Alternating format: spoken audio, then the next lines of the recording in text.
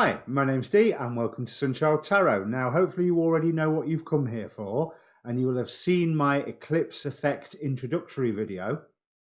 But basically, with the solar and lunar eclipses either side of Christmas, well, one before, one after, or was it Boxing Day and New Year? But anyway, the solar eclipse and the lunar eclipse on the Capricorn Cancer axis of the zodiac, I thought I would have a look at how those energies play out over the 6 months that they are applicable to, bearing in mind that straight after the last one, 2 days after, on the 12th of January, was the Saturn and Pluto conjunction as well.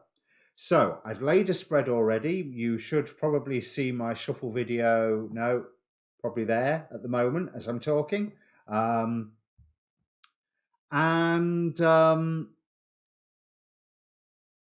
Ask a question with this. Now, this reading either will be for you or it won't. You'll be able to tell when the past and the present are discussed. But ask a question. Pause the video if you have to. Think about the questions that are around you at the moment as you come to this reading. There's not a huge time signature to it. You know, it's after the eclipses of 2019, 2020. But if you led to it later, hey, you're led to it later. But focus on one of those questions, because the more energy you put in by that focus, the more energy you'll get out from the reading. That's the theory anyway, and it's always worked for me face-to-face with clients. Hopefully YouTube seems to work the same way.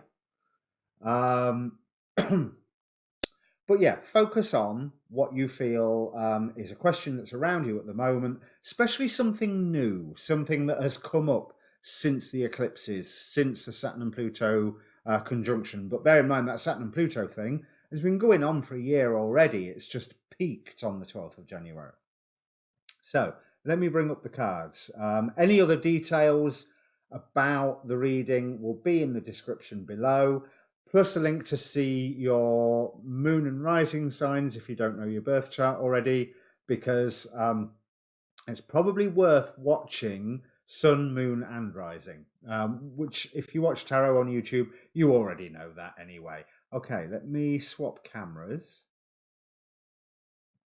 So I see that you are in a really good space at the moment. You might not necessarily be feeling that you're in a good space, however, because recently it's been tough. It's almost like there's been some secrets come to light that's left you feeling quite impoverished, and by the looks of this, almost blinded by the information that has been given to you. But your new beginning is already well on its way, and you had planned for this, even if your plans were upset by whatever was revealed here.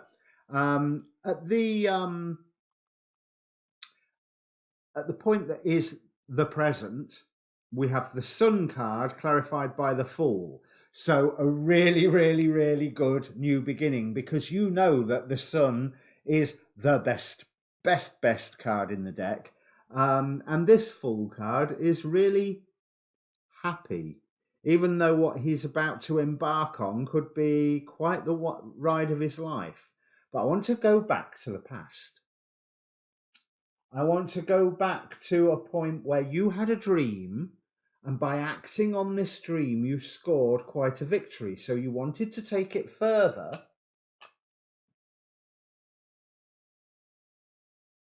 And when you started to take it further, things started changing fast and in a good way. I'm feeling really, really good about all of those cards. And those are, when that occurred, that's the lesson that you want to be applying to your decisions right now, which is not how I think you're going to be feeling right now after this recent shock, because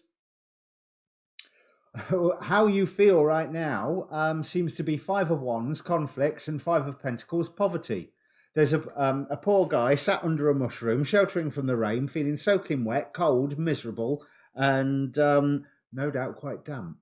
But in the meantime, with this Five of Wands, I love this particular deck. What's it called? Druidcraft Tarot.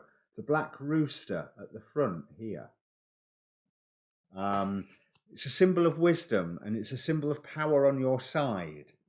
Okay, so do not be too distracted by whatever these recent revelations are that left you feeling impoverished and blinded, because you do have a dream that you can take forward. You know, you've already set your plans into motion of what it is that you're trying to do.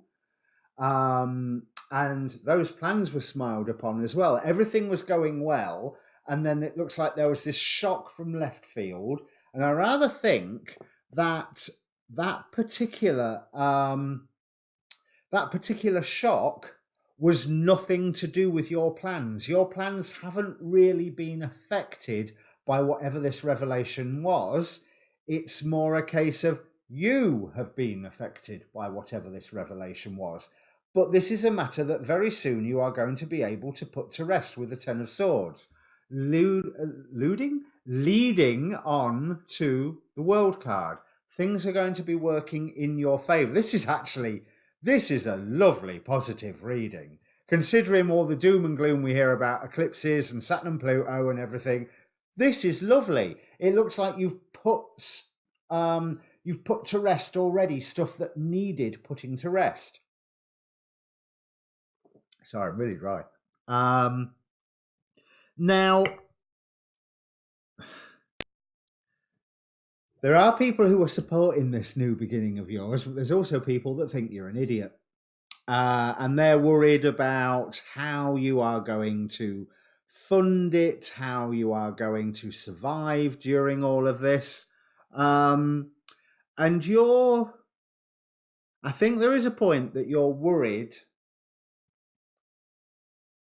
That's weird. I'm almost getting that you've taken it so far before and you've taken it so far now, but if you take it further, are you actually going to follow through with it? And it seems like your fear is of your own. Are you going to follow through with this? Well, cards can't answer that, can they? That's for you to answer. But I really, really do think you should, because there is, as I say, you're coming into a time, and this is the real near future, the influence that you should be already to be touching, where the world is operating in your favour, but you are in competition with somebody. And I think that the Two of Swords in this deck, it's quite a competitive Two of Swords, and I'm not feeling that. Whereas normally that can be, let me hold it up I'll hold it up to this. Whereas that can be quite a good-natured sword match, I don't feel there's quite that good nature with it. There is that element of conflict there, but it strikes me that this is someone who's bitter and you're blind to everything, and you're blind to something that they are up to, and you are being forced to ignore something that they are doing. However, Six of Wands and the Hermit, your own light is shining brightly, thank you very much, and you will be receiving victory in this. They are nothing more than a minor annoyance, something that you can cut out. And if this is someone who is supposed to be working closely with you or operating closely with you and they're being this disruptive, my advice from the cards here is to cut them out, reduce contact, reduce their involvement. But it doesn't feel like that close of a relationship to start off with. But you are, once you have a victory over them, you get a chance to rest for a while and set your plans out for something more in advance by the fact that you have cut them out. And we've got 2 sixes here, which is 6 of Cups, 6 of Coins. So 6 of Cups is the happy home, the nostalgic. Here it's very much focused around the innocence of children. And the 6 of Coins here, 6 of Pentacles, it's like, I believe that you are the one assisting people here. You are not the one in need. You're not the one taking the coin, not the one asking for a handout, or that's a mean way of putting it, but it's that you are the merchant who is able to go, there you go, buy yourself some sweets, or by the look of the clothes, buy yourself some food. But we've got 3 6s here. But the angel number 66, I looked up that rather than 666 because I didn't realise there was that extra 6, is all about have faith, you're heading in the right direction here. So if you have utilised these eclipse energies well, everything should be going swimmingly for you, even though you may be blinded at the moment by whatever this recent revelation is. But the fact is that this recent revelation, it's come out now. Yeah, you've been blinded by it. Your vision will come back. Don't worry about it, because it can't hurt you anymore, and you will be putting it to rest shortly. In the meantime, carry on with what you are doing. Now, I don't think it's going to affect too badly your domestic life either, because the oracle card I pulled from the Energy Oracle was caring connections. You are supported in this. Okay, I wouldn't be surprised with the emotions that I'm feeling in these cards. This is easily a family environment. And thinking about was it the lunar eclipse that was in Cancer? Solar eclipse, Capricorn, lunar eclipse, Cancer, I think. Can't remember now.